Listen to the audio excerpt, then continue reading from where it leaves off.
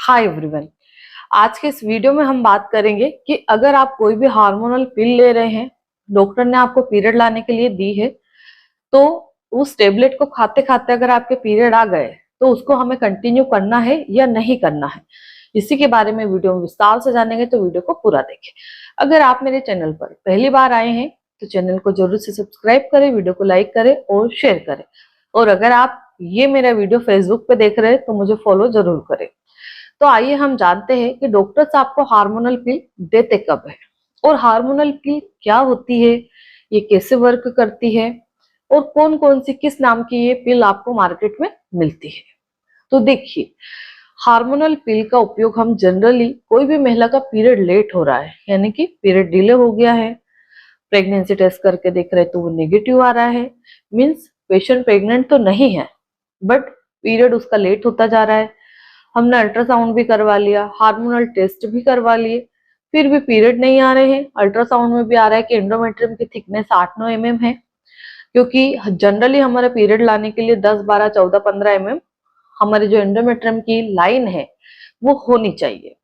क्योंकि हमारी बॉडी में जब हार्मोन का डिस्टरबेंस चालू होता है तो ये एंडोमेट्रियम की लाइनिंग जो प्रॉपर ग्रोथ करनी चाहिए, इसकी ग्रोथ रुक जाती है, बराबर ग्रोथ नहीं होती है, धीमी धीमी ग्रोथ होती है, तो उसी के कारण हमारे पीरियड लेट होते हैं।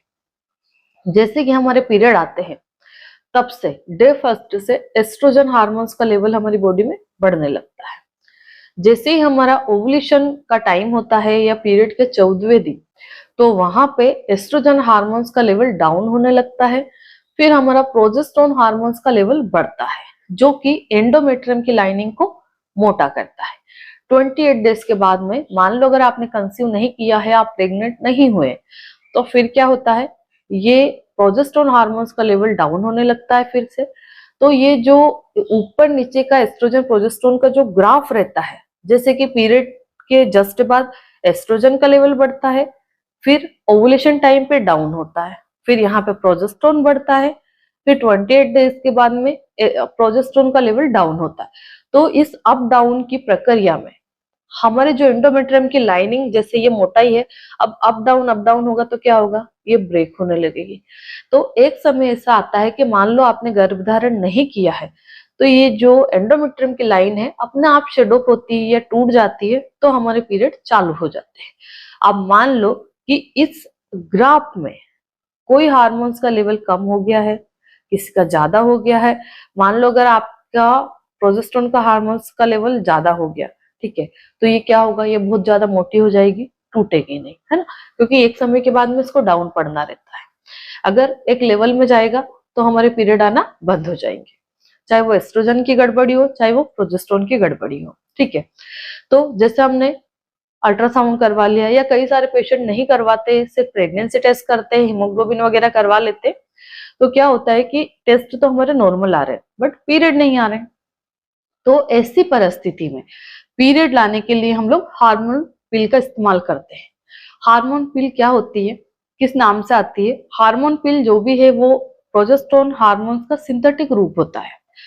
तो जैसे कि आपकी फर्स्ट फुल रेजिस्ट्रोन टेबलेट है, 5 mg की भी आती है, रेजिस्ट्रोन CR 10 mg की भी आती है, गाइनोसेट आती है, प्राइमाल्यूट एन आती है, प्रीमोल्ट आती है, इसके बाद में आपकी साइक्लोरेक टेबलेट आती है, इसके बाद में सेकंड जो हमारा ड्रग्स रहता है वो मेट्रोक्सीप्रोजेस्टेरोन रहता है, जैसे कि डेवरी 10 mg की टेबलेट आती है, मेप्रेड भी 10 mg की टेबलेट आती है।